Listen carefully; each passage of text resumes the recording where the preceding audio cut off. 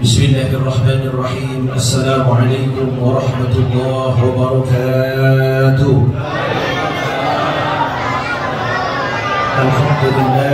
Alhamdulillahi rabbil alamin.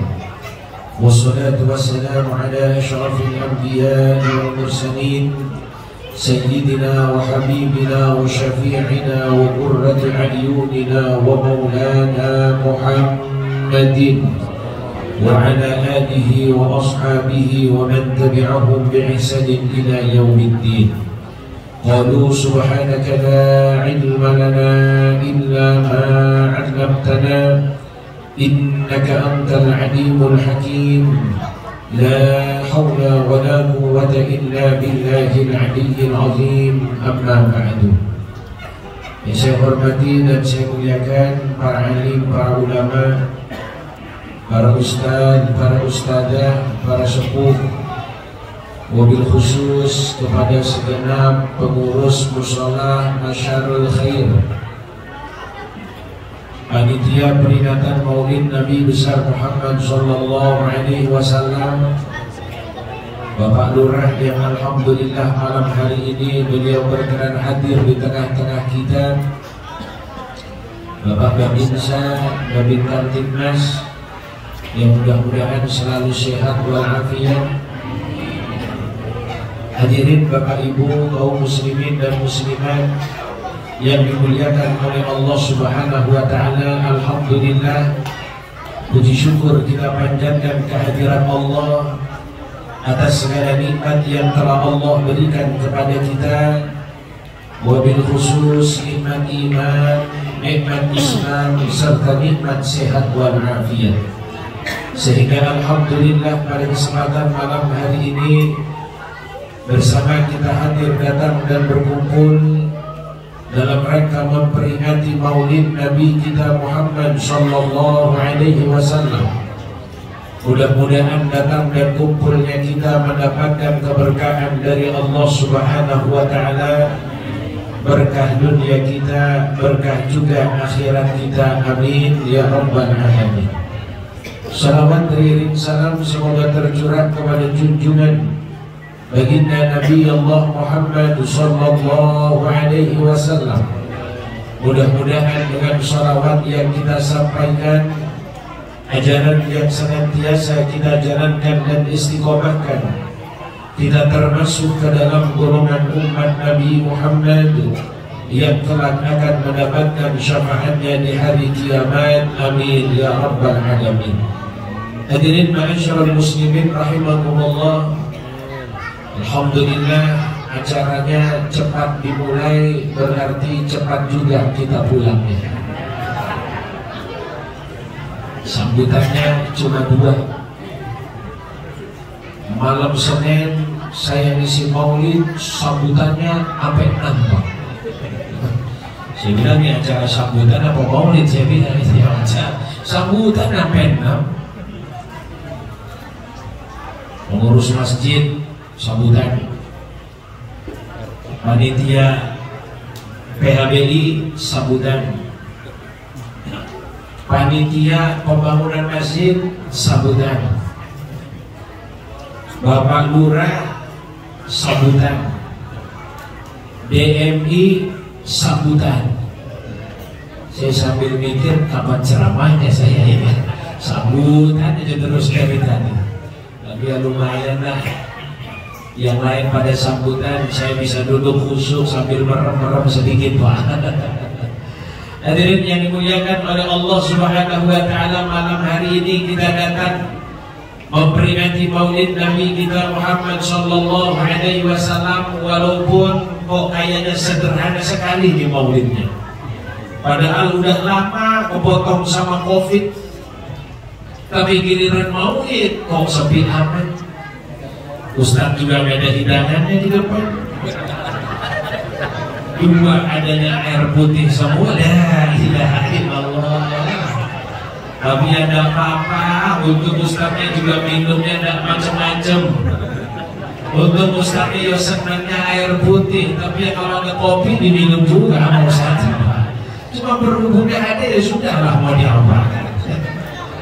Hadirin yang dimuliakan oleh Allah, Ini malam kita memperingati kelahiran manusia yang agung. Ini malam kita memperingati kelahiran manusia yang mulia, yang sebab kelahiran baginda Rasul sallallahu alaihi wasallam alam menjadi bercahaya, bukan sekedar karena cahaya yang terpancar dari rumah Siti Aminah sebab karena kelahiran Nabi, tapi terpancar sebab karena cahaya iman, cahaya Islam, cahaya hidayah yang akan membawa manusia keluar minadh-dhulumati ilan nur, keluar dari kegelapan menuju cahaya. Gelap karena tidak ada iman, gelap karena jauh dari tuntunan akidah, gelap karena tidak terbimbing dengan hidayah Allah Subhanahu wa ta'ala, gelap karena mereka semua telah melenceng dari ajaran para nabi dan rasul yang sudah diutus oleh Allah Subhanahu wa ta'ala. Biar air putih tetap semangat saya dah ceramah.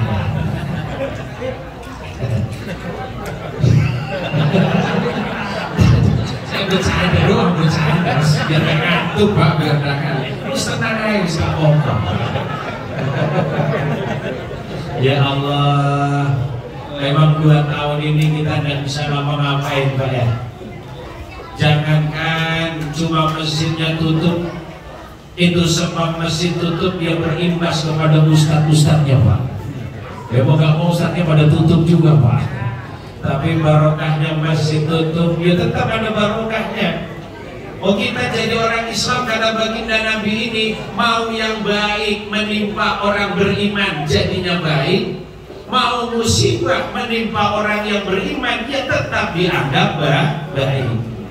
Maka ini diantara syaraful ummati Muhammadiyah, keutamaan umat Nabi Muhammad sallallahu alaihi wasallam.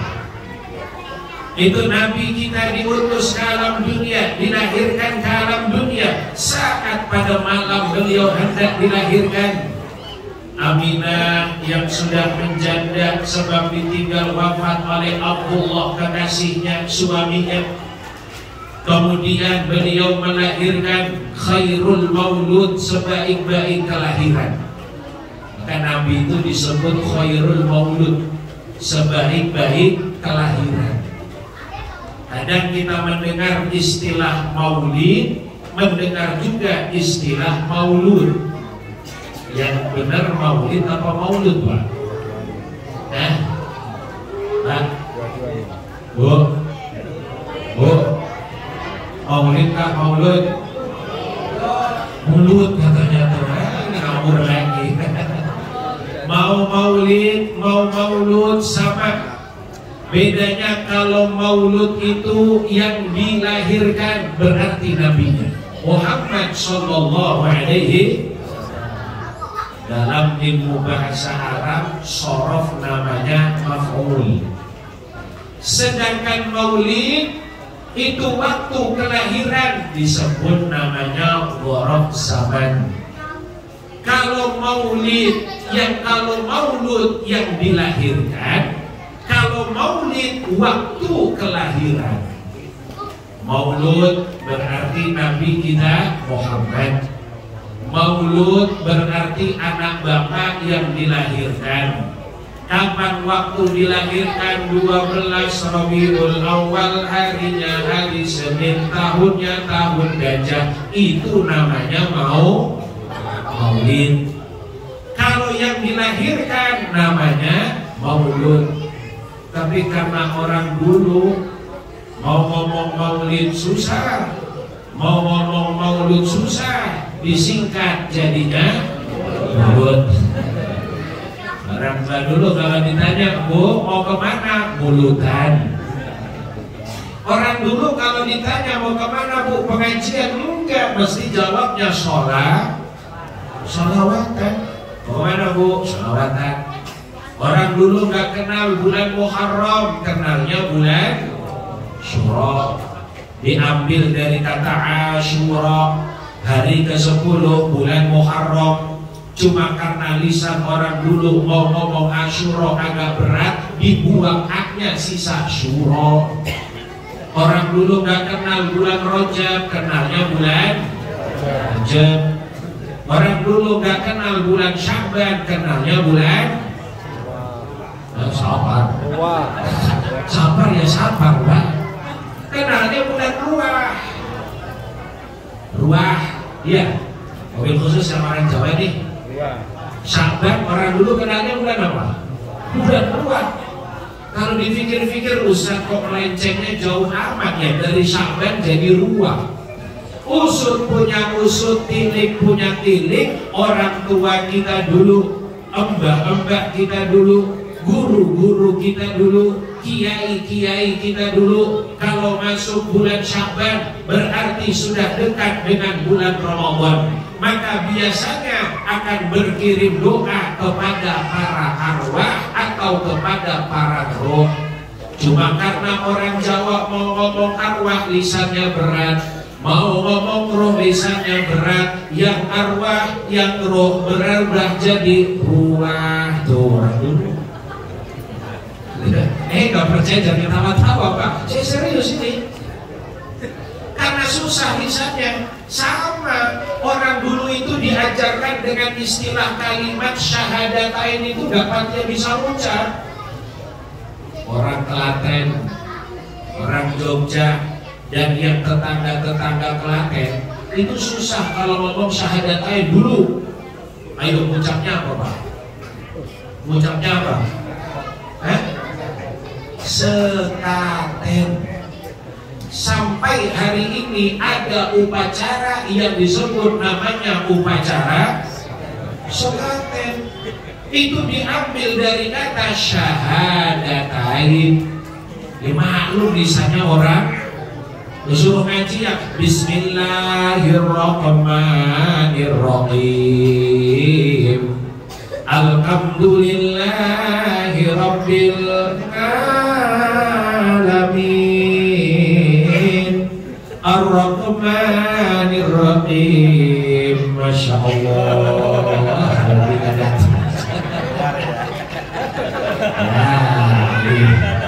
Tambah lama dah saya ceramah. Udah jam 10:30 lagi, Pak. La ilaha illallah. 10:30 itu. Ya ambil jam berapa kita ngaji nih? Udah 10:30 ini. Ada pengurus musola kendang aja lagi. Yang benar mana yang benar? Oh, ya mirip sama jam saya berarti benar itu. Sama deh. Hadirin yang dimuliakan oleh Allah Subhanahu Wa Taala. Itu orang-orang dahulu tidak bisa mengucap. Kenapa? Yang maklum lisannya lisan Jawi, lisannya lisan Bugisi, lisannya lisan Sumatera dan lain seterusnya. Kalau ada orang Indonesia disuruh ngaji Quran sama persis dengan Imam Sudes, yang bisa yang hanya ngajinya konsen, Pak. Kalau yang kayak Atir begini suruh ngaji lebih banyak bolos daripada ngajinya. Dulu waktu kecil, Hah?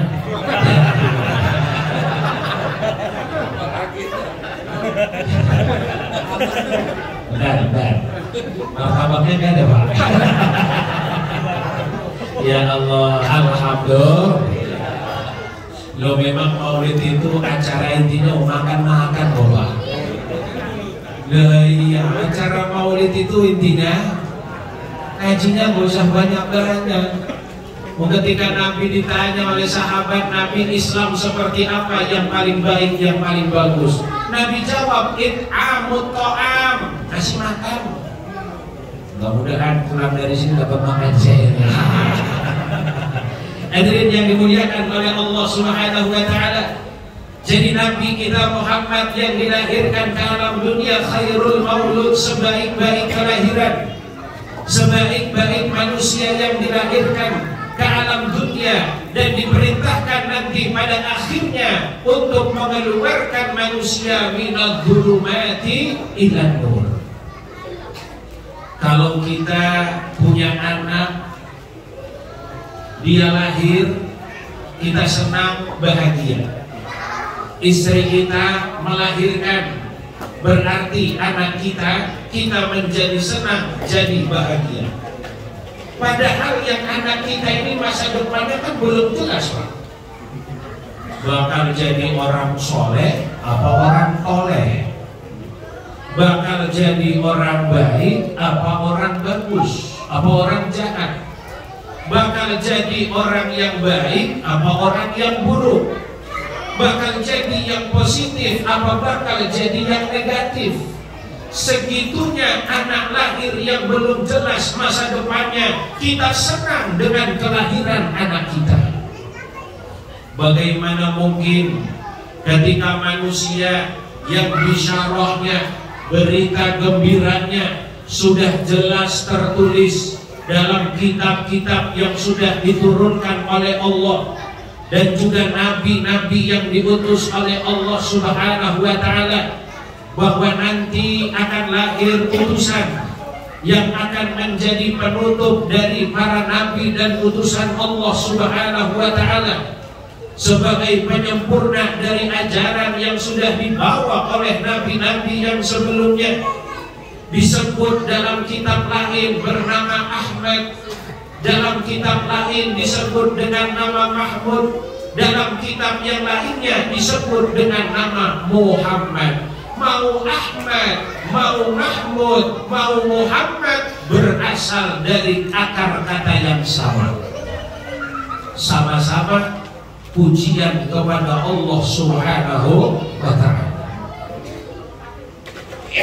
Orang yang paling hebat, orang yang paling mulia, orang yang paling bagus ketika dilahirkan, yang udah jelas prospek kedepannya bakalan jadi nabi itu, yang prospek kedepannya sudah jelas bakalan jadi nabi dan utusan Allah. Masa kemudian kita tidak bergembira dengan kelahiran Muhammad Sallallahu Alaihi Wasallam? Kalau Abu Lahab saja pandai bergembira dengan kelahiran Nabi, masa ya kita kalah sama Abu Lahab? Abu Lahab itu waktu diberi kabar oleh budaknya bernama Suwaibah, Tuan, Aminah telah melahirkan bayi laki-laki sungguh tampan rupawan, tidak sama dengan kebanyakan bayi yang berada di Mekah. Itu Abu Lahab langsung loncat jejingkrakan. Mafhumnya, maklumnya, umumnya, fitrahnya. Apalagi Bang? Biar jelas ini, biar ada yang tanya nanti. Mafhumnya, umumnya, jelasnya, tegasnya. Asal orang waras, biasanya asal orang waras kita punya saudara, saudara kita punya anak, berarti keponakan. Kalau orang yang waras senang nggak Pak kita punya ponakan? Kalau nggak senang begini. Kalau waras mesti senang, kalau waras mesti bahagia. Abu Lahab waktu itu masih waras Pak, tapi seiring perjalanan lama-lama agak gila dia itu. Abu Lahab ketika mendengar Nabi kita dilahirkan, senang dia jejingkrakan. Saking senangnya, Suwaibah yang jadi budaknya, yang memberi kabar akan kelahiran Rasulullah, dibebaskan oleh Abu Lahab. Suwaibah, kamu bebas karena saya hari ini sedang senang. Bebas Pak Suwaibah. Padahal Abu Lahab, maka kita jangan kalah sama Abu Lahab. Wong Abu Lahab saja yang sudah pasti nerakanya. Kalau saya berani bilang Abu Lahab pasti nerakanya, karena Qur'annya udah jelas. Tabbat yada Abi Lahab wa tab, ma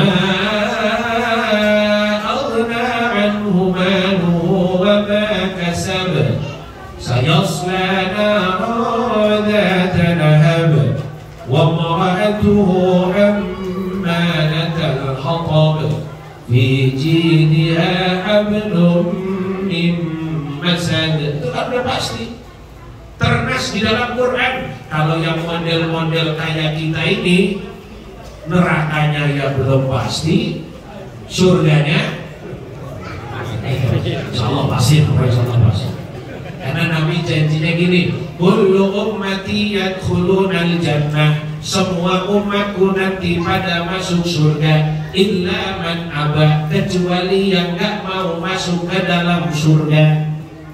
Jadi semua kita nanti masuk, cuma caranya dua Pak, ada yang langsung, ada yang mampir.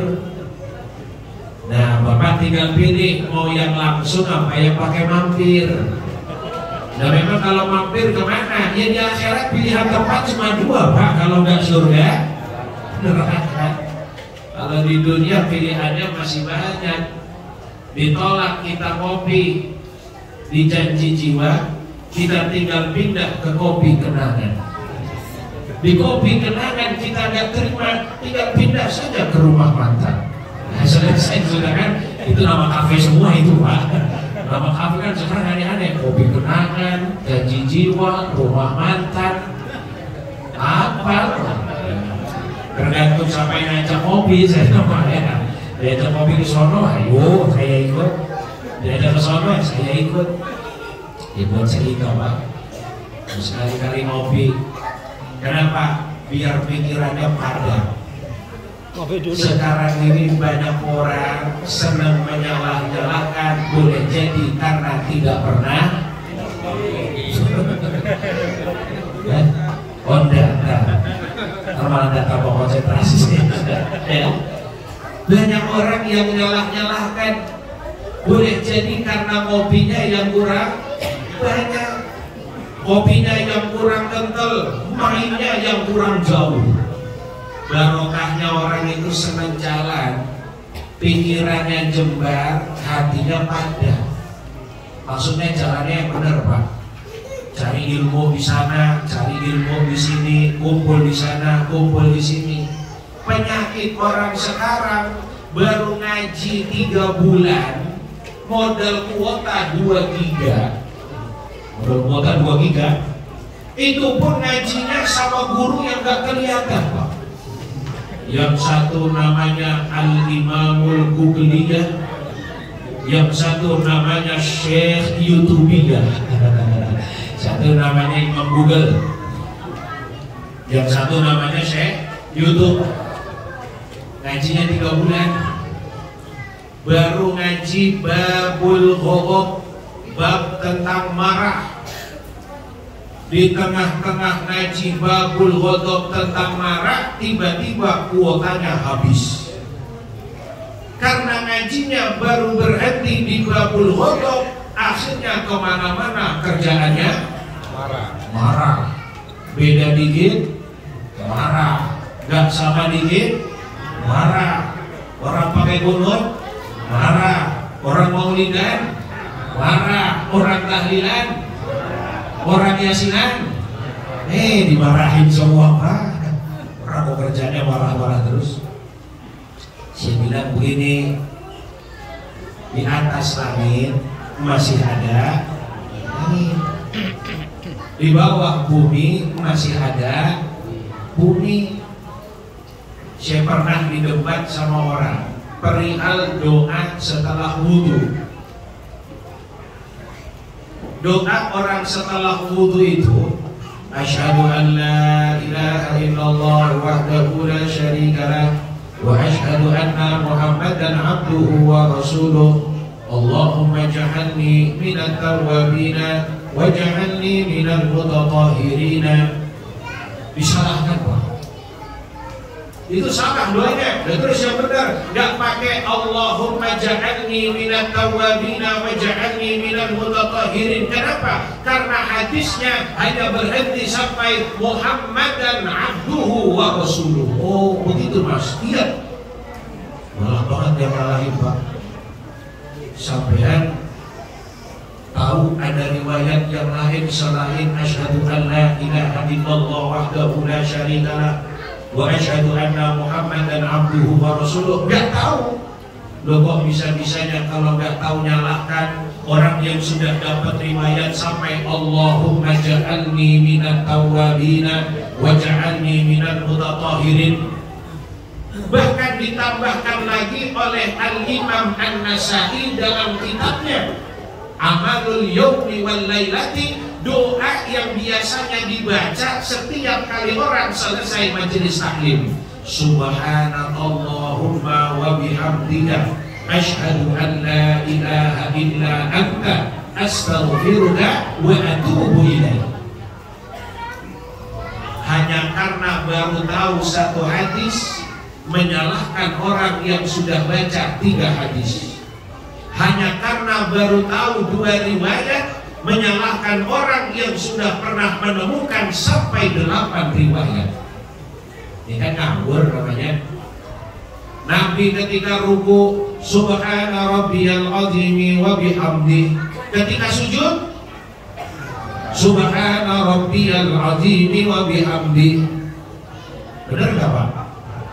Benar gak? Tuh yang bilang salah sama aja tuh kayak saya ceritain. Baru tahu satu udah salah. Riwayatnya ada yang bilang ruku Nabi dengan sujudnya sama-sama baca subhana rabbiyal azimi wa bihamdi. Dalam riwayat yang lain rukunya azimi wa bihamdi, sujudnya subhana rabbiyal a'la wa bihamdi.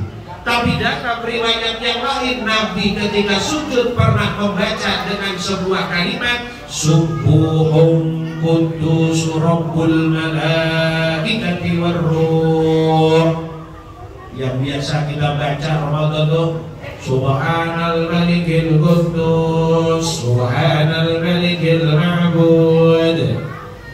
Kalau yang 8 masih rame.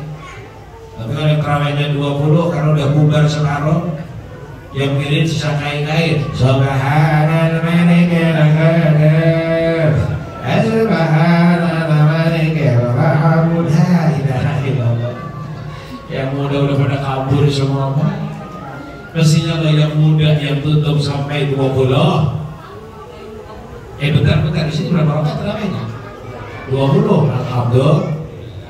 Ya yang 8 ya silahkan aja. Kalau saya sih sayang, kutimbang setahun sekali terawihnya 8. Kalau saya berhubung terawihnya itu pindah-pindah, ya tergantung requestan masjidnya Pak. Kalau masjidnya 8 ya tidak mungkin saya terawih sendirian 20. Ya makmumnya udah pada bubar semua Pak. Saya sendirian 20, ya 20-nya lanjut di rumah. Hadirin yang dimuliakan oleh Allah Subhanahu wa taala. Banyak riwayat-riwayat yang terkadang kita baru baca satu tapi sudah menyalahkan yang lainnya.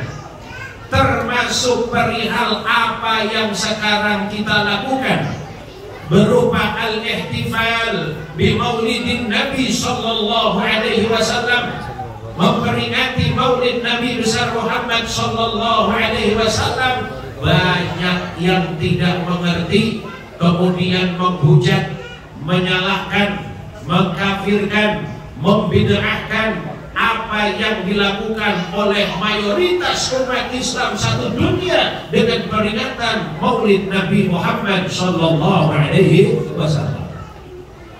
Saya mau tanya sama Bapak Ibu, memang yang Maulid di Balikpapan doang Pak?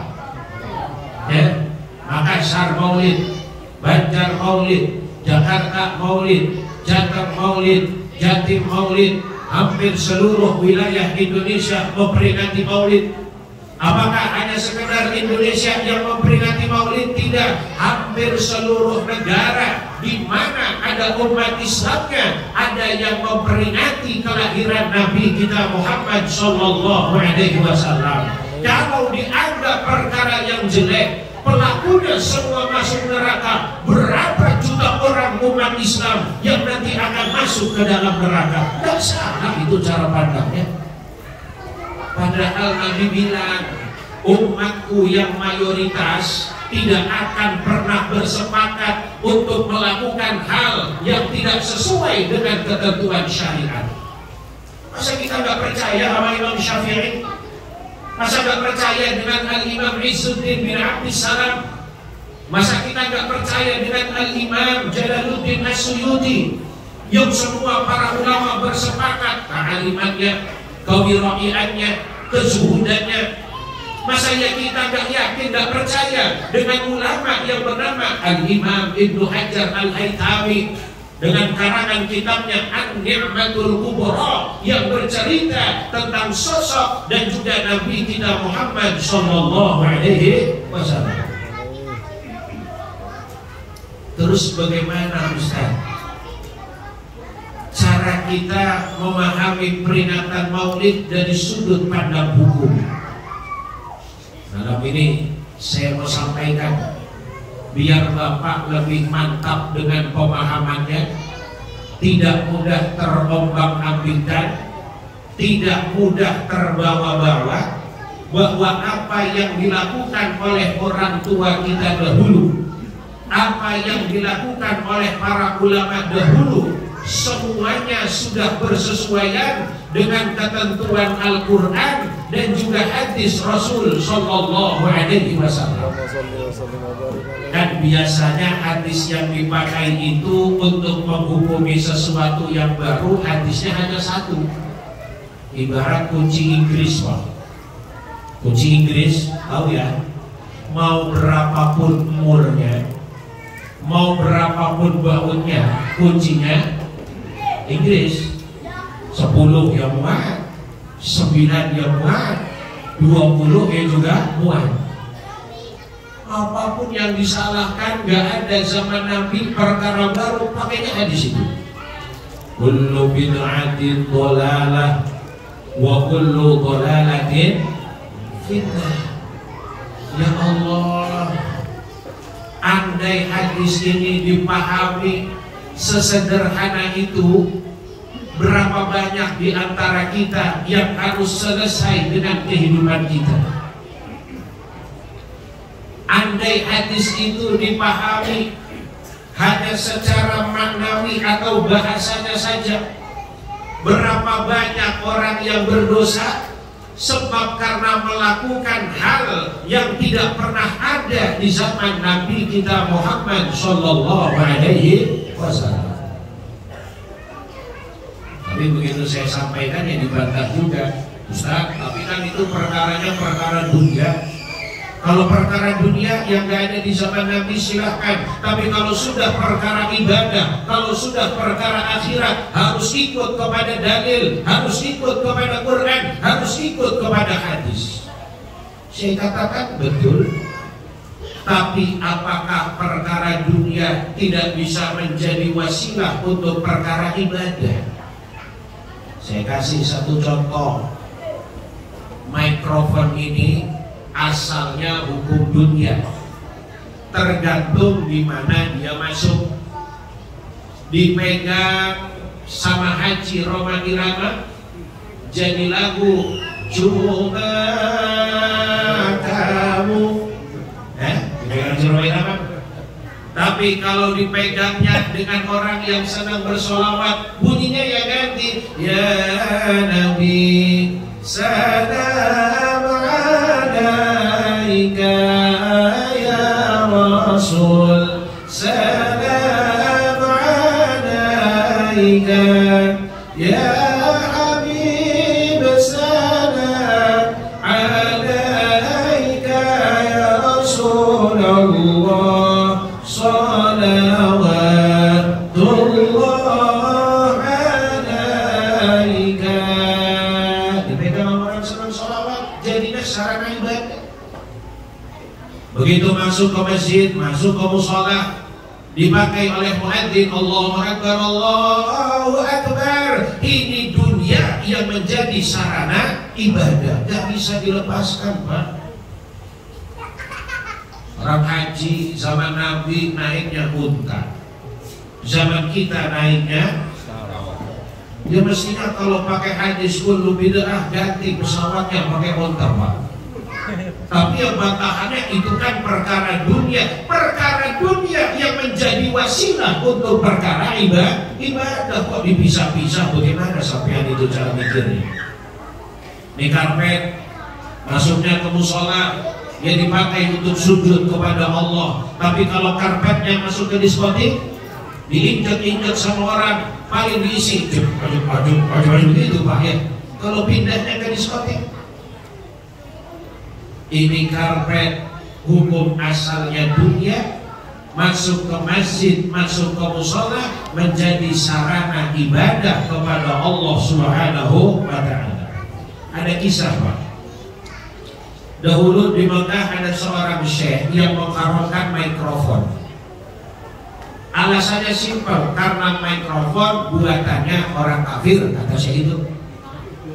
Terus ada syekh dari Mesir namanya Syekh Mutawalli Asy-Sya'rawi. Syekh Sya'rawi kemudian ketika pas berangkat menunaikan ibadah haji, tahu ada orang yang berhukum bahwa mikrofon ini haram, alasannya karena buatan kafir, didatangi. Syekh, saya dengar sampean berpendapat bahwa mikrofon itu haram. Ya, alasannya karena mikrofon buatannya orang kafir. Terus Syekh Sya'rawi tanya, saya mau tanya sama sampean di mata itu pakai apa? Kacamata. Loh, kacamatanya itu buatan siapa? Muslim atau bukan? Ya bukan, buatan orang kafir. Kenapa mikrofon sampean haramkan, kok kacamata enggak diharamkan? Jawab Syekh yang mengharamkan mikrofon, ini kacamata saya pakai fungsinya untuk memperbesar huruf. Terus kata Syekh Sya'rawi, lah bukankah mikrofon itu fungsinya untuk memperbesar suara? Kalau dibuat sama-sama bukan orang Islamnya, fungsinya sama-sama untuk memperbesar. Yang satu memperbesar suara, yang satu memperbesar huruf. Ya, memperbesar yang lain Pak. Yang satu memperbesar suara, yang satu memperbesar huruf. Kenapa kok jatuh hukumnya bisa berbeda? Apa mentang-mentang yang satu ini sampean manfaatkan sehingga sampean tidak mau menghukuminya, kemudian yang satu ini karena sampean tidak terlalu berhajat kepadanya sehingga dihukumi salah karena bukan buatan orang yang beriman kepada Allah? Jadi kan cara berhukum yang tidak adil. Kadang-kadang mohon maaf, saudara-saudara itu ketika menghukumi tidak adil Pak. Nuduh kita yang maulid bid'ah, tapi sendirinya bikin acara, judulnya doang yang beda. Kalau kita biasanya ada banner, kalau ini nggak ada doang, biasanya ada memperingati maulid Nabi Muhammad Sallallahu Alaihi Wasallam. Itu dibid'ahkan. Tapi giliran mereka yang bikin acara, judulnya gini, Tabligh Akbar dalam rangka kajian Sirah Nabawiyah.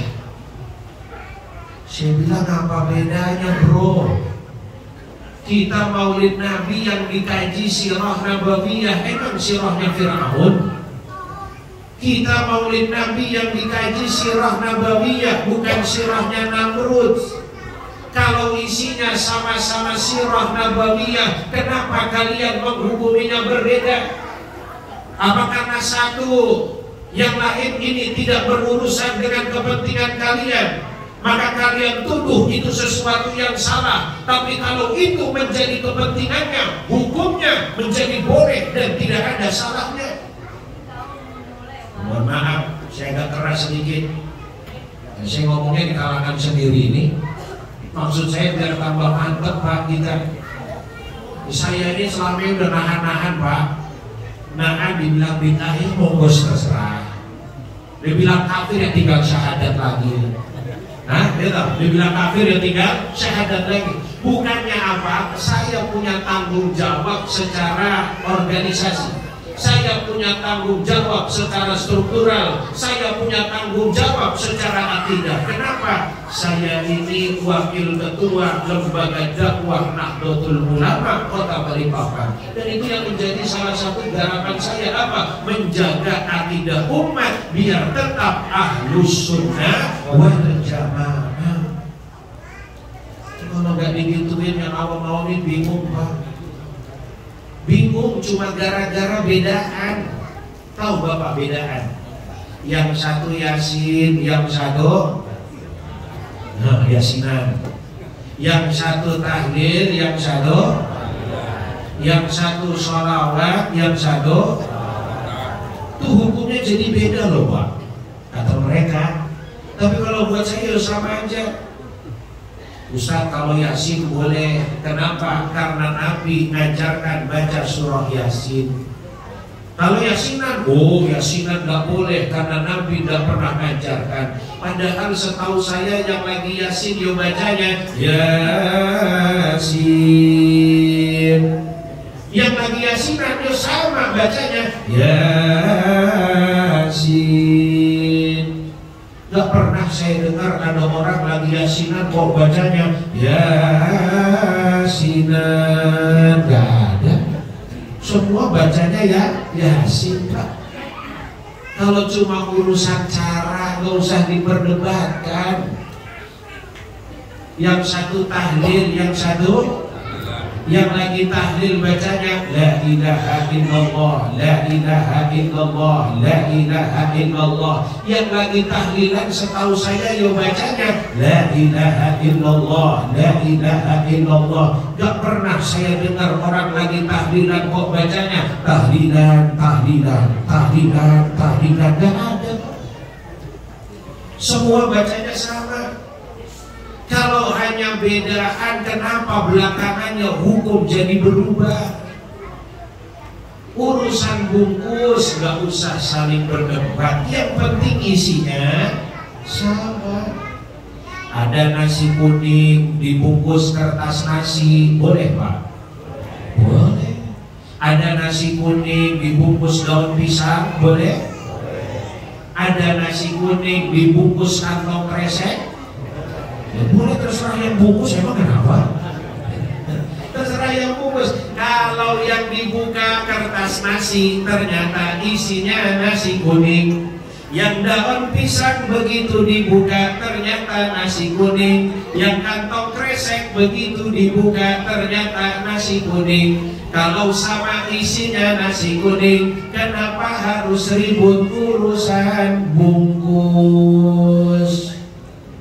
Kalau sama isinya sirah nabawiyah, gak usah ribut urusan bungkusnya. Yang satu mau pakai bahasa memperingati maulid, yang satu mau pakai bahasa tabligh akbar, ya silahkan saja. Ternyata ya sama ngadakan acaranya juga di bulan maulid. Nah yang lebih aneh, mau peringati maulid Nabi dituduh bid'ah. Giliran maulid ulamanya sendiri boleh. Padahal ya ulamanya sendiri dibanding Nabi juga gak ada apa-apanya. Nah iya, maulid Nabi gak boleh. Tapi giliran maulid imamnya, maulid ulamanya, saya sebut dah. Contohnya nih yang mau diadakan di Malaysia, mengenang kembali Syekh Utsaimin. Ya mohon maaf, Syekh Utsaimin itu ya ulama, tapi ulama kalangan daripada saudara-saudara kita yang berpahamnya kita Pak, gak sama dikit salah, beda dikit salah. Itu mengenang.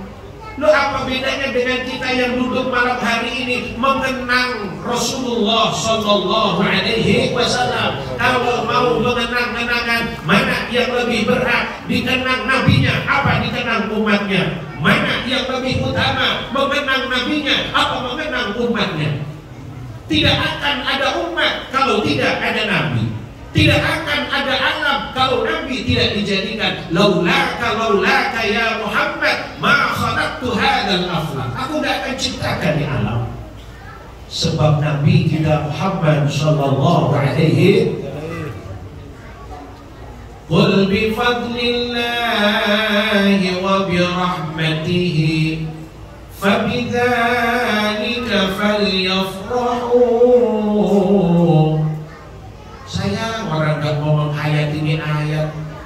Ada yang mau diayati nangis bercucuran air mata Pak. Qul bifadlillah, katakanlah dengan karunia Allah, wa birahmatihi, dan juga rahmatnya Allah. Siapa yang dimaksud dengan fadlillah dan juga rahmatnya Allah? Semua hampir mayoritas para ahli tafsir mengatakan dia adalah Nabi kita Muhammad Sallallahu Alaihi Wasallam.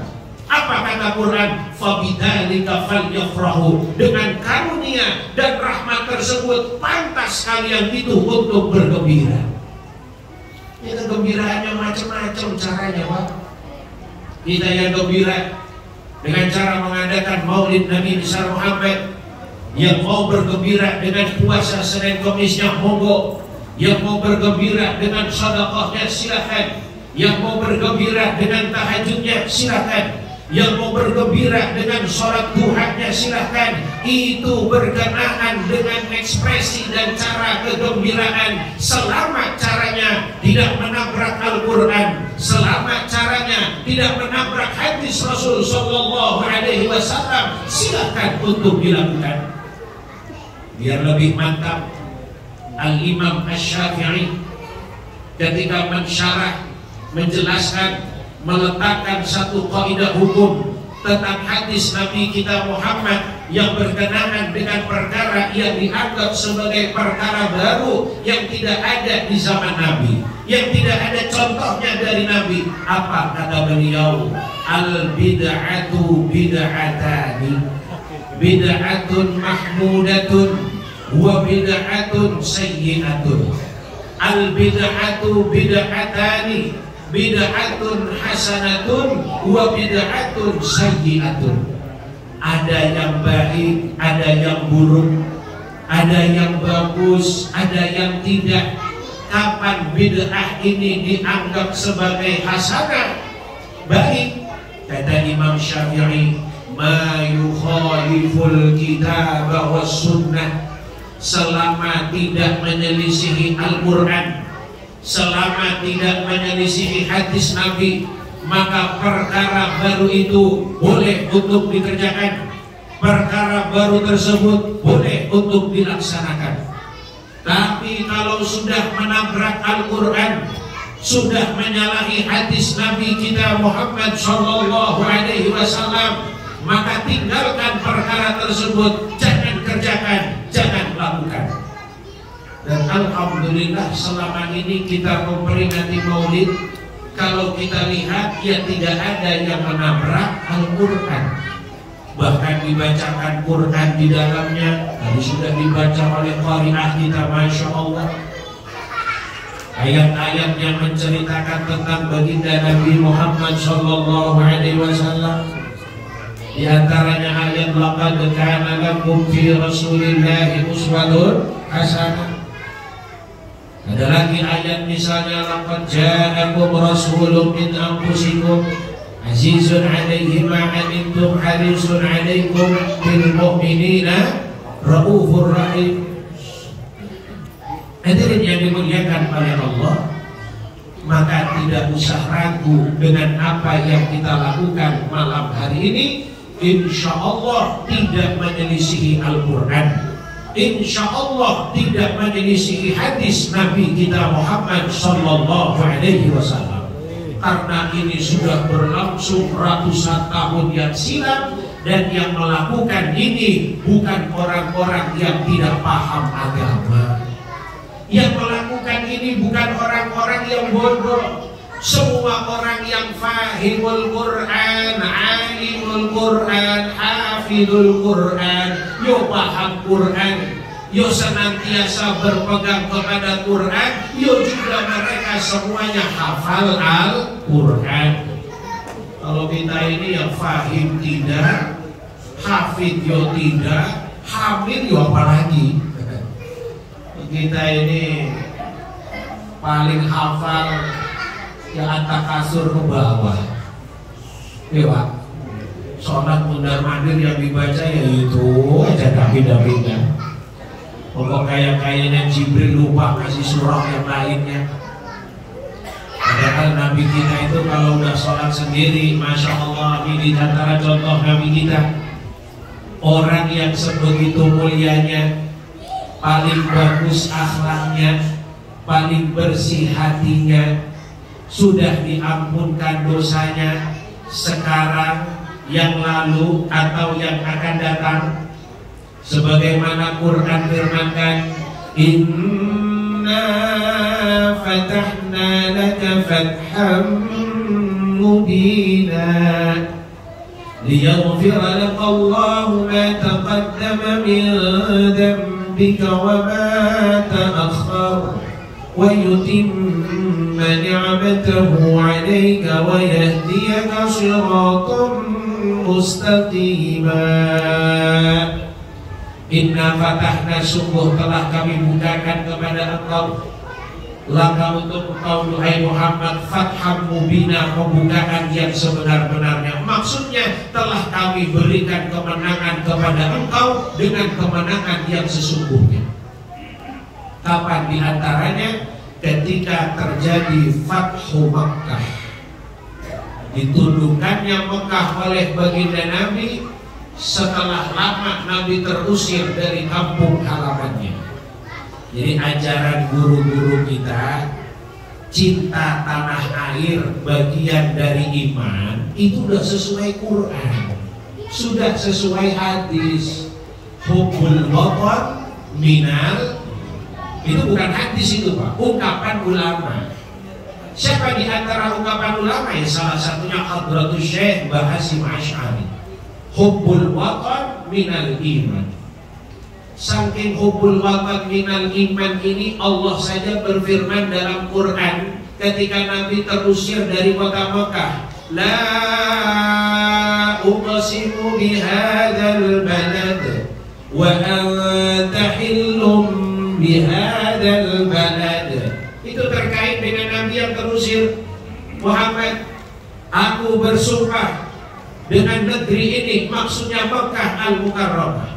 Wa anta hillum bihadzal balad, yang engkau itu harusnya halal tinggal di negeri tersebut, tapi terusir sebab kezaliman orang-orang Quraisy Mekah. Nanti pada saatnya inna fatahna laka fatham mubina. Jadi kalau ada orang kok gak cinta sama negaranya, itu ikut Nabi yang mana? Kalau ada orang tinggal di satu negara yang katanya itu negaranya, kok sanggup berbuat kerusakan di dalam negaranya, itu Nabi mana yang dia ikuti kalau dia mengaku sebagai orang Islam? Nabi saking cintanya dengan Mekah Pak. Apa ketika di Madinah Nabi lupa dengan Mekah? Enggak, saking rindunya Nabi bersegera untuk menunaikan ibadah haji dan juga umrahnya. Tapi kemudian tertahan oleh orang-orang Quraisy Mekah yang Nabi tidak boleh masuk. Kemudian satu perjanjian terjadi, namanya perjanjian Hudaybiyah. Yang isi perjanjiannya itu gak ada yang menyenangi Nabi. Isi perjanjiannya itu semuanya untuk kepentingannya Quraisy Mekah. Orang Quraisy pinter Pak. Muhammad, kalau ada dari kalangan kami yang beriman kepada engkau dan juga Tuhanmu, maka engkau harus kembalikan orang tersebut kepada kami. Tapi sebaliknya, kalau ada orang kamu yang ketangkep, kami tidak akan kembalikan. Waktu itu yang protesnya agak keras Sayyidina Umar. Perjanjian model apa begini ya Nabi? Perjanjian kok gak ada jeneng-jenenginya, perjanjian kok semua isinya merugikan kita. Kata Nabi, Umar, aku ini Muhammad utusan Allah, udah tenang aja, pokoknya terima beres. Pokoknya terima beres. Semua yang dikerjakan oleh Nabi itu dasarnya wahyu. Gak ada yang dasar syahwat Pak. Sampai nikahnya saja berdasar. Kalau bapak mau kawin lagi kan dasarnya dasarnya nafsu, dasarnya syahwat. Nabi enggak. Makanya selama Khadijah masih hidup, Nabi tidak pernah nikah lagi. Begitu Sayyidah Khadijah wafat, maka perintahnya berturut-turut datang kepada Rasulullah, melihat konteks dan kejadian saat itu.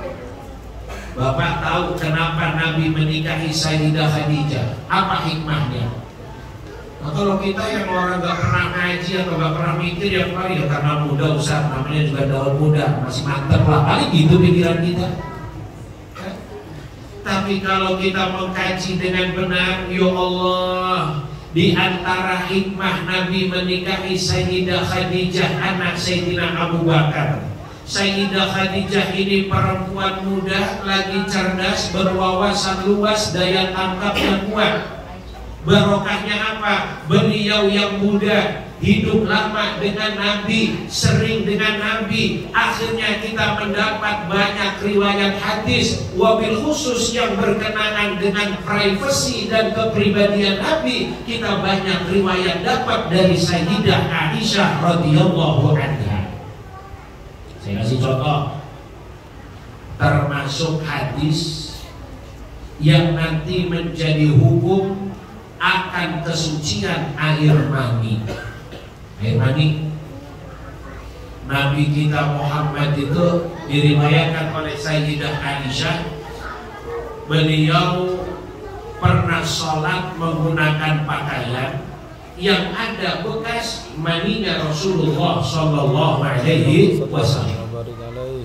Maka dari sini kemudian para ulama menyimpulkan, oh kalau begitu berarti hukumul maniyyi thahirun, hukum air mani adalah suci.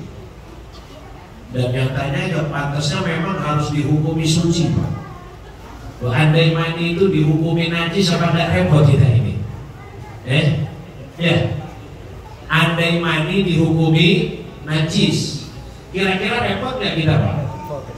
Loh iya, kita ini tercipta dari mimma indafid. Kalau bahasa Quran itu mimma indafid, dari air yang terpancar.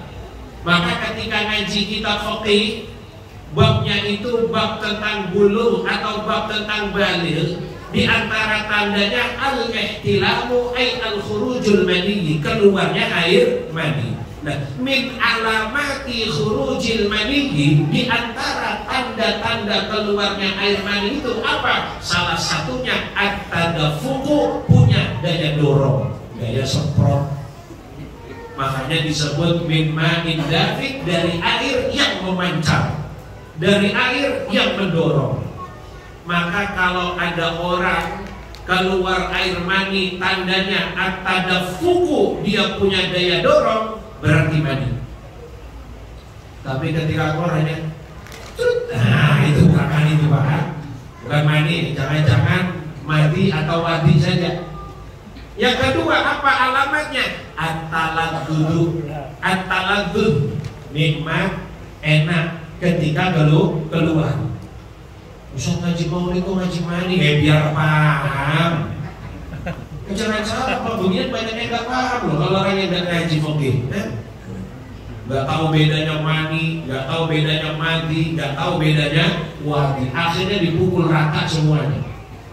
Yang keluarnya wadi dianggapnya suci seperti air mani. Padahal wadi dengan mandi hukumnya najis.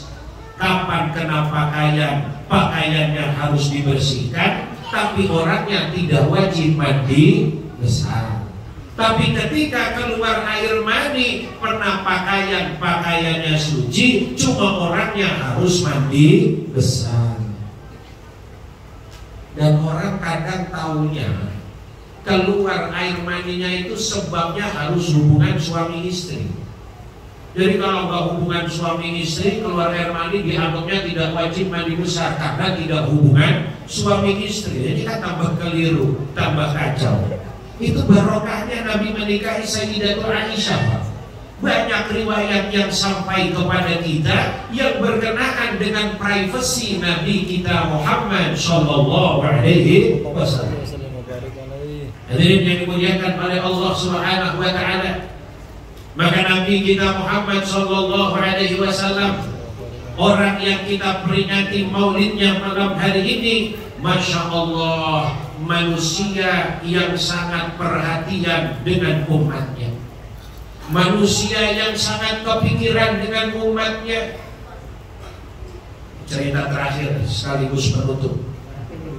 Iya, usah malam, kopinya dulu adem nanti ya. Lagi udah sejam masa masih kurang sih, Pak? Ya Bapak kan enak aja cuma dengerin ketawa, dengerin ketawa. Ada saya dari kuliah subuh udah ngomong mulu sampai di malam belum kelar-kelar saya ngomong, kan? Ya Allah, hadirin yang dimuliakan oleh Allah. Satu lagi hebatnya Nabi kita, Pak. kepikiran dengan kita umatnya. Nanti ketika alam ini dihancurkan oleh Allah Subhanahu wa ta'ala, idza zulzilatil ardu zilzalaha wa akhrajatil ardu athqalaha wa qala al-insanu ma laha yawma idhin tuhaddithu akhbaraha bi ربك أوحى لها يومئذ يصدر الناس أشتاتا ليروا أعمالهم فمن يعمل مثقال ذرة خيرا يره ومن يعمل مثقال ذرة شرا يره. Ketika bumi nanti dihancurkan oleh Allah, mengalami goncangan yang sangat dahsyat, buminya terbelah, air laut tumpah ke daratan, langitnya runtuh, wa takunul jibalu kal-ihnil manfus.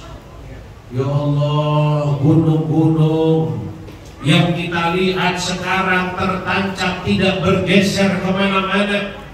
Pada hari saat nanti gunung akan berterbangan, bak kapas yang ditiup, kemudian semua makhluk yang bernama hidup berubah menjadi mati.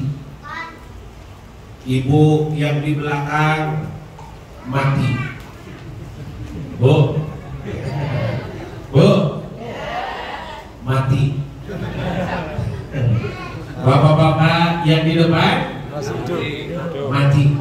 Pak Lurah, Babinsa, Ustaz, pelan-pelan aja Pak ngomong mati, jangan mati cuma masih lama kayaknya Pak, masih lama.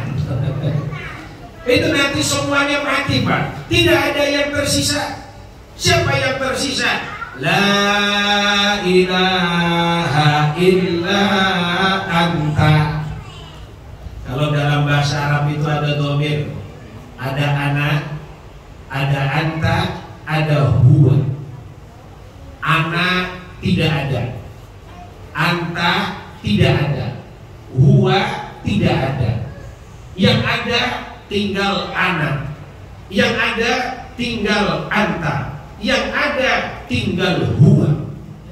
Kamu semua tidak ada. Yang ada la ilaha illa anta, tidak ada Tuhan yang berhak disembah illa anta, kecuali Engkau ya Allah. Kita yang kamunya bentuk kita ini aslinya ya tidak ada. Yang ada hanya kamu Allah Subhanahu wa ta'ala. Saya tidak ada. Yang ada hanya la ilaha illa ana. Tidak ada Tuhan yang berhak untuk disembah illa ana, kecuali aku, kata Allah. Dia tidak ada, dia tidak ada, dia tidak ada. Yang ada la ilaha illa huwa. Tidak ada yang berhak untuk disembah illa huwa, kecuali dia, Allah Subhanahu wa ta'ala. Kalau dalam dunia thariqat itu zikirnya la ilaha illallah, la ilaha illallah, la ilaha illallah. Nanti la ilahanya udah habis, tinggal Allah, Allah, Allah, Allah, Allah. Nanti Allahnya sudah hilang, sudah habis, sisa hu. Maksudnya huwa, dia. Siapa? Allah Subhanahu wa ta'ala. Kalau yang gak paham ya udah bilang, wah ajaran aneh. Orang pikir hu. Udah patihan ngaji ya begitu Pak. Kalau ngaji ya insya Allah Pak paham. Oh maksudnya orang pikir hu itu maksudnya la ilaha illa huwa. Saya tidak ada, kamu tidak ada, dia tidak ada. Benar gak Pak? Loh iya, memang kan awalnya kita ini semua tidak, kita ini tidak ada, kemudian diadakan oleh yang maha ada. Saya ulangi nih ya. Kita ini asalnya tidak ada, kemudian diadakan oleh yang maha ada. Siapa yang maha ada? Dia Allah subhanahu wa ta'ala. Saya Allah subhanahu wa ta'ala, kamu Allah subhanahu wa ta'ala. Pokoknya mantap ngaji malam ini ya Pak ya. Nah, semua dapat ini kayak ilmunya ini ya. Ilmu tauhidnya kena, sejarahnya kena. Ini kalau pengacara yang ngomong nggak tahu udah berapa bayarannya ini Pak. Bercanda. Hadirin yang dimuliakan oleh Allah Subhanahu wa taala. Nanti ketika semuanya sudah mati, yang tersisa tinggal Allah Subhanahu wa taala. Raja-raja yang zalim, Namrud mati, Fir'aun mati. Bahkan pada hari itu Allah akan berkata, limanil mulkul yaum, limanil mulkul yaum. Siapa raja pada hari ini? Kata Allah Subhanahu wa ta'ala. Mana Fir'aun, mana Namrud, mana semua orang-orang yang ketika jadi raja zalim ketika hidup di alam dunianya. Maju sini, akulah raja pada hari ini. Semua gak ada yang nyaut Pak. Fir'aun diam saja, Namrud diam saja. Bahkan sampai raja-raja yang kecil-kecil diam semua, gak ada yang nyaut. Ternyata memang tidak ada raja pada hari ini kecuali aku, kata Allah.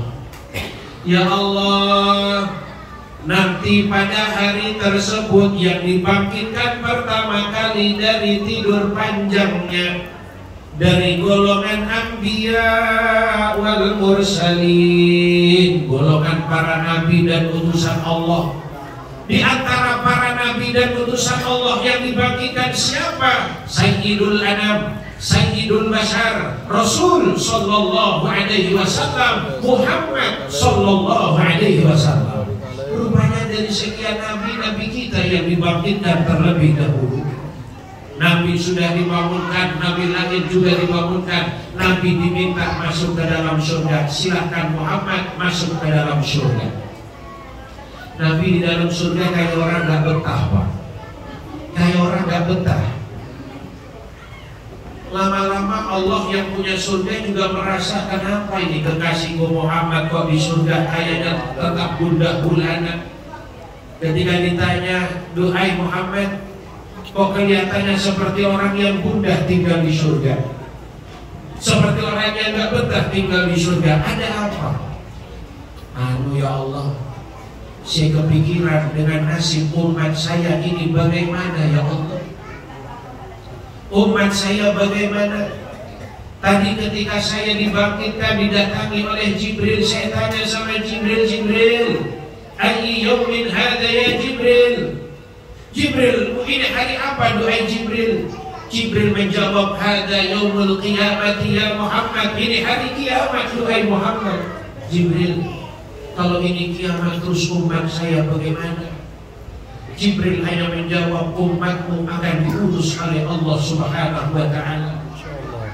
Akhirnya Nabi sedikit merasa tenang, tapi tetap ketika di surga beliau gak tenang. Setelah itu semua kemudian dibangkitkan oleh Allah. Manusia yang hidup mulai dari zaman Nabi Adam sampai zaman kiamat datang semua dibangkitkan.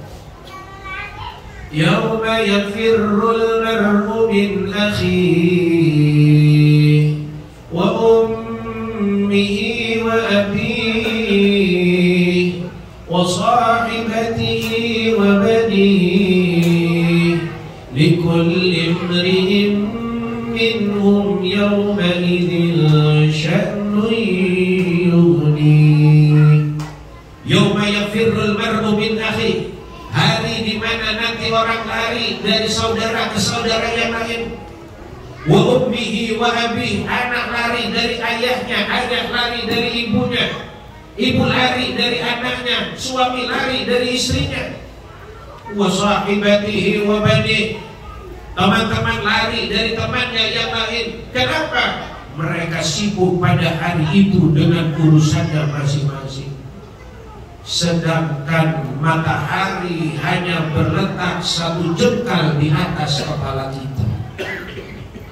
Semua kita kesusahan, semua mencari pertolongan.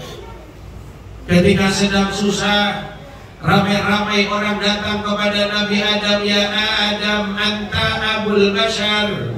Hei Adam, bukankah engkau bapak moyang kami manusia? Sekarang kami anak cucumu susah, anak cucumu payah. Tidak bisakah engkau memberi syafaat kepada kami? Apa jawab Nabi Adam? Maaf, saya nggak bisa ngasih syafaat. Kenapa? Anak saya saja Habil dengan Qabil dah akur ketika di dunianya. Saya pernah melanggar apa yang diperintah oleh Allah Subhanahu wa ta'ala. Suruh jangan dekat kepada satu pohon. Bukan cuma saya dekati, tak makan buahnya. Coba datang kepada Nuh, rame-rame datang kepada Nuh. Nabi Nuh angkat tangan, maaf saya nggak bisa kasih syafaat. Anak saya kan timbang disuruh naik ke atas kapal saja, dia pilih naik ke atas gunung. Mati kan ditelan oleh banjir yang besar, saya nggak bisa kasih syafaat. Coba datang kepada Ibrahim, coba datang kepada Musa, coba datang kepada Isa. Setelah didatangi semuanya, semua angkat tangan. Dan terakhir harapan hanya tinggal kepada Rasul Muhammad Sallallahu Alaihi Wasallam. Bapak pernah baca surah Ad-Duha? Di dalam surah Ad-Duha ada ayat bunyinya, وَلَا سَوْفَ يُعْطِيكَ رَبُّكَ فَتَرْضَى. Ini bedanya. Nabi-nabi yang lain ketika sudah sampai puncak maksimalnya berdakwah, kemudian umatnya masih tetap membandel, rata-rata para nabi akan bilang kepada Allah, ya Allah, sudah aku sampaikan firman-Mu, sudah aku ajak mereka untuk beriman, tidak siang, tidak malam, tidak sore, tidak petang. Bukan tambah imannya, malah tambah pembangkangannya. Maka sekarang aku pasrahkan semua, terserah kepada Engkau. Mau tetap dipelihara, itu hamba-Mu. Mau Engkau siksa dan beri adab, itu juga hamba-Mu. Biasanya kalau Nabi udah bilang begitu, nggak nunggu lama Pak, pasti akan dihabiskan umat itu. Nabi Nuh habis umatnya. Yang tersisa dzurriyyatan man hamalna ma'a Nuh. Tinggal orang-orang yang dibawa naik ke atas kapal Nabi Nuh. Kaumnya Nabi Lut habis dibinasakan oleh Allah. Umatnya Nabi Saleh pun sama, diberi adab oleh Allah. Tapi beda dengan Nabi kita Muhammad Sallallahu Alaihi Wasallam. Berkali-kali ditawarkan oleh malaikat ketika berada di kota Taif, hendak berdakwah, bukan disambut malah disambit, bukan dipuja malah bukan dipuji malah dicaci maki. Sampai-sampai Nabi dilempari kotoran unta, dilempari batu, berdarah pelipis Rasulullah, patah gigi geraham baginda Rasul. Tersandar beliau ditemani seorang sahabat, disekak darahnya yang keluar. Tiba-tiba datang malaikat penjaga gunung kota Taif sambil berkata, Muhammad, kurang ajar orang-orang Taif. Kau datang dengan membawa keberkahan, tapi mereka menyambut engkau dengan segala kejelekan. Kau datang dengan cahaya, kau datang dengan harapan, mereka justru menyakiti engkau, seakan-akan mereka akan hidup selamanya. Gimana Muhammad? Kalau aku lempar dua bukit yang mengapit kota Taif ini, biar aku hujamkan, biar aku lemparkan kepada penduduknya yang kurang ajar, sehingga mereka mati dan binasa. Niscaya akan aku lempar dua gunung yang mengapit kota Taif tersebut. Apa jawab Nabi? Jangan. Innahum qaumun la ya'lamun. Mereka orang-orang yang tidak tahu siapa saya. Adalah malaikat, daripada ditimpakan gunung, lebih baik kamu aminkan saya hendak berdoa kepada Allah. Malah doa Nabi. Apa doa Nabi? Ya Allah, bahasa Indonesia ini, aku berharap kelak dari tulang sumsum mereka akan lahir keturunan orang-orang yang beriman kepada Engkau dan tidak menyekutukan Engkau, ya Allah. Didoakan oleh Nabi, malaikat yang amin, amin, amin. Di mana kan ijabah? Yang doa langsung Nabi, yang aminin malah malaikat. Itu andai kita yang ditawari sama malaikat begitu, Pak. Kita tinggal di Karangrejo ini ya. Kok dimusuhi sama orang satu Karangrejo. Kemudian malaikat nawarin, Pak, kalau mau saya timpakan dua gunung yang mengapit Karangrejo, apa? Gunung kami dengan gunung Samarinda? Saya lemparkan sama penduduk Karangrejo, biar saya lempar mereka sekalian. Paling jawaban kita kebenaran malaikat, pas itu lemparin aja sekalian biar mati. Itu kalau model kayak kita. Tapi kok yang untungnya ini Rasul Muhammad Sallallahu Alaihi Wasallam. Singkat cerita, Nabi kita sujud di bawah arasnya Allah, bertasbih, bertakbir, membesarkan, mengagungkan Allah. Kemudian Allah berkata kepada baginda Nabi, ya Muhammad irfa' raksaka fadlum masyita. Muhammad, angkat kepalamu, sekarang minta apa yang mau kau minta. Ini bagian daripada tafsir wala sawfa yu'tika rabbuka fatarda. Dan nanti kelak akan aku berikan engkau Muhammad nikmat sampai engkau menjadi kenyang, sampai engkau menjadi marem, menjadi puas.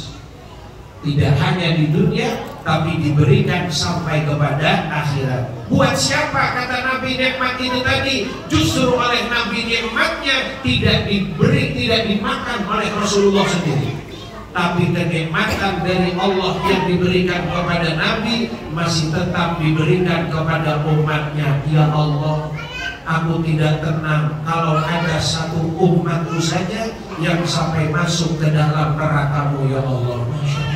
Nih, yang malam hari ini orangnya kita maulidi, yang hari ini orangnya, manusianya kita peringati hari kelahirannya, yang mulai dari wafatnya sampai mau kehidupan akhiratnya, terus yang diingat kita sebagai umatnya. Yuk kebangetan kalau kita yang jadi umatnya kok tidak mau mengingat Rasulullah Sallallahu Alaihi Wasallam. Hadirin Bapak Ibu yang dimuliakan oleh Allah Subhanahu Wa Taala, nah kurangan.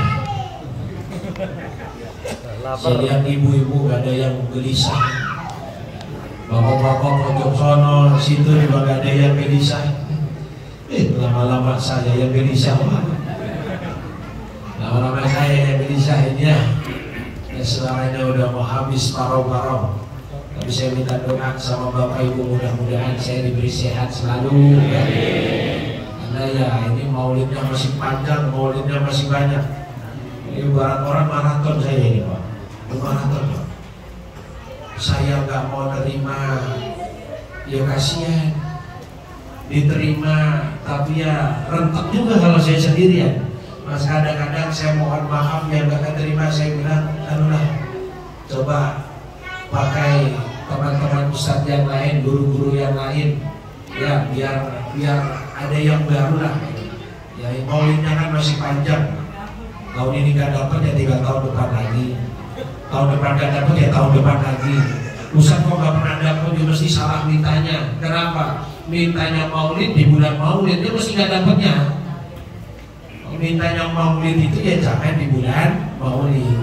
Ya mohon maaf buat Bapak Ibu jamaah, nggak sih lagi pamer, nggak sih lagi sombong. Khawatirnya ada sebagian jamaah yang udah telepon, usah kok ditelepon minta jadwal nggak pernah dapat. Bukan saya nggak mau, memang jadwalnya yang udah habis. Jadwalnya sudah habis. Ustadz, bisakah ngisi tanggal 7? Mintanya tanggal 1. Tanggal 1 bulan ini Pak Babinsa, Pak Lurah, ya.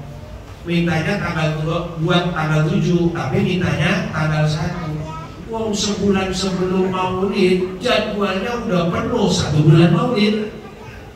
Makanya kalau mintanya mepet-mepet, mohon maaf, bukan berarti saya menolak, karena memang jadwalnya yang sudah habis, yang sudah tidak ada.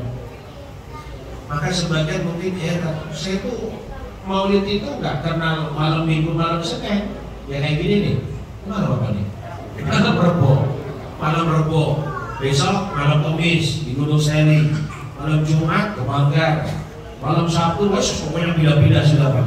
Makanya saya minta doa mudah-mudahan diberi sehat walafiat oleh Allah Subhanahu wa Ta'ala, panjang umur kita semuanya, istiqomah dalam ibadah kepada Allah Subhanahu wa Ta'ala, diberi rezeki yang barokah, keluarga yang sakinah, mawaddah warahmah, anak-anak turunan-turunan yang salih dan salihah. Ala hadhihi niyyah al-Fatihah. A'udzu billahi minasyaitonir rajim. Bismillahirrahmanirrahim. Alhamdulillahi rabbil alamin arrahmanir rahim maliki yaumiddin. إياك نعبد وإياك نستعين اهدنا الصراط المستقيم صراط الذين أنعمت عليهم غير المغضوب عليهم ولا الضالين آمين. بسم الله الرحمن الرحيم. الحمد لله رب العالمين حمدا ناعمين حمدا شاكرين حمدا يوافي نعمه ويكافئ مزيده. يا ربنا لك الحمد كما ينبغي لجلال وجهك الكريم ولعظيم سلطانك. اللهم صل على سيدنا محمد وعلى آل سيدنا محمد. اللهم لك الحمد وإليك المشتكى وأنت المستعان ولا حول ولا قوة إلا بالله العلي العظيم. ربنا اغفر لنا ذنوبنا ولوالدينا وارحمهما كما ربيانا صغارا ولجميع المسلمين والمسلمات والمؤمنين والمؤمنات الأحياء منهم والأموات. ربنا ظلمنا أنفسنا وإن لم تغفر لنا وترحمنا لنكونن من الخاسرين. لا إله إلا أنت سبحانك إنا كنا من الظالمين. اللهم افتح لنا أبواب الخير وأبواب البركة وأبواب النعمة وأبواب الرزق وأبواب القوة وأبواب الصحة وأبواب السلامة وأبواب العافية وأبواب الاستقامة وأبواب الجنة. ربنا آتنا في الدنيا حسنة وفي الآخرة حسنة وقنا عذاب النار. بفضلك سبحانك ربك رب العزة عما يصفون وسلام على المرسلين والحمد لله رب العالمين. والعفو منكم والله الموفق إلى أقوام الطريق. السلام عليكم ورحمة الله وبركاته.